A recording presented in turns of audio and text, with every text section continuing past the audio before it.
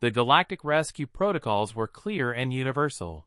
Retrieve survivors within 6 hours of distress signal activation, or declare the mission a recovery operation. Every spacefaring species in the known galaxy followed this rule without exception. It was logical, practical, and based on centuries of statistical data. After 6 hours in hostile environments, survival rates dropped to near zero. Humanity ignored it completely.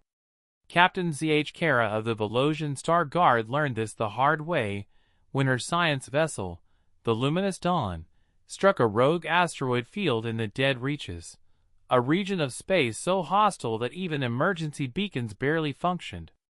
Her crew of 43 was trapped in a fragmenting hull, life support failing, surrounded by radiation storms that would kill them in hours. She sent the distress signal knowing it was futile. The nearest Velosian rescue ship was 9 hours away. By the time help arrived, they would be retrieving corpses for proper burial rites. The response came in 90 seconds.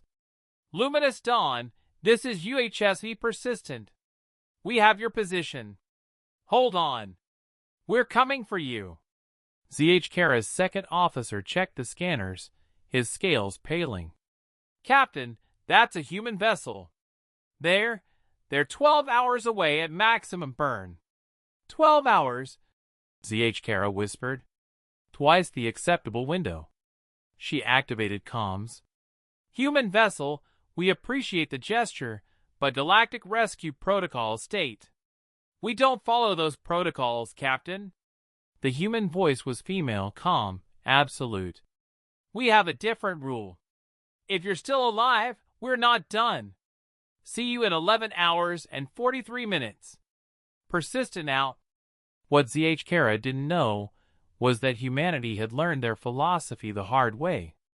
2 centuries earlier, when Earth was still finding its place among the stars, a human colony ship had been abandoned by a Trilaxian rescue fleet after the 6-hour window passed.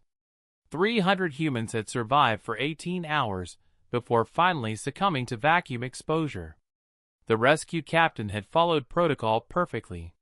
He had also sparked something in humanity that would change galactic culture forever. Never again. The Persistent didn't just fly toward them. It hurtled through space like a missile with a singular purpose. Captain Maria Okonkwo pushed her ship past safety margins, past recommended stress limits, past every warning her AI could generate. Her crew worked with mechanical precision, preparing equipment, calculating trajectories, running scenarios for environments that should kill them all. "Engineering, I need more speed," Maria commanded. "Captain, we're already at 140% reactor output. Any more and we risk." "I didn't ask about risk. I asked for speed." The engineer, a grizzled veteran named Chen, grinned despite himself. "Aye, Captain. Giving you 150%. Those Velosians better be worth it." "They're alive," Maria replied simply. "That makes them worth it."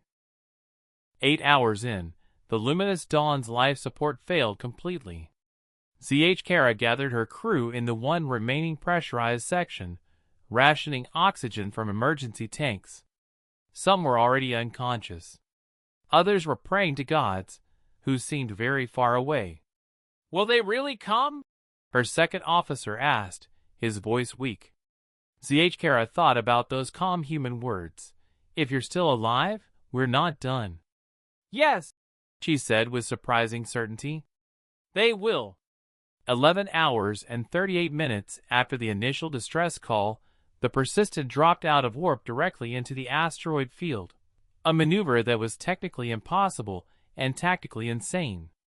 Maria's crew deployed in hardened rescue pods, navigating through radiation and debris that would have stopped any other species. They found the Luminous Dawn a broken shell, barely holding together. They found 43 Velosians in various stages of hypoxia and radiation sickness. And they saved every single one. On the journey back to Velosian space, Z.H. Kara asked Maria the question that had haunted her since that first transmission. "Why? Why risk your ship and crew for strangers? We would have been dead by the time you arrived according to all reasonable projections." Maria looked at her with eyes that had seen too many memorial services, too many names added to walls that should have been empty. "Because reasonable projections don't account for human stubbornness. Because someone once left 300 of us to die when we could have been saved. Because we made ourselves a promise." She paused, then spoke with quiet intensity. "If there's even a 1% chance someone is still breathing, we will tear through hell itself to reach them. That's not protocol. That's not regulation. That's humanity." The story spread throughout the galaxy. Other species began adapting their rescue protocols, extending windows, taking greater risks. But they all knew the truth. No one would ever match humanity's commitment to that simple, beautiful, impossible rule. If they're still alive, we're not done.